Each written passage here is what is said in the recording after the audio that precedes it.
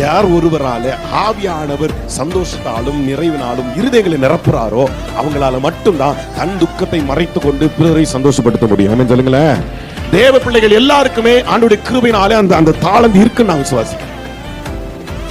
நாம பல பிரச்சனைகள் இருப்போம். ஆனா ஒரு சகோதரி வந்து எனக்கு கஷ்டமா இருக்குன்னு சொல்லும்போது நம்ம என்ன செய்வோம்னா அவங்களுடைய சமாதானத்துக்காக ஜெபிப்போம். கவலைப்படாத, ஏசப்பா இருக்கிறாரு. ஆனா உள்ள மனசு என்ன சொல்றனா, உனக்கே ஒன்னும் எதுவும் நடக்கல, நீயே கஷ்டப்பட்டுட்டு இருக்கிற, நீ அவங்களுக்கு என்ன சொல்ற, ஏசப்பா செய்வார், ஏசப்பா செய்வார். இந்த கிருபை வேற யாருக்கும் கிடைக்காது. மற்றவர்களை சந்தோஷப்படுத்தும்படியான அபிஷேகத்தை நமக்குள்ள கர்த்தர் வச்சிருக்கிறார். ஏன்னா நமக்கு தான் தெரியும் இங்க பாக்குற எதுவுமே நிரந்தரம் இல்லை. இவங்களெல்லாம் ஒரு நாள் இருக்கும், ஒரு நாள் போயிடும். இல்லாதவைகளுக்காக நான் கவலைப்படக்கூடாது.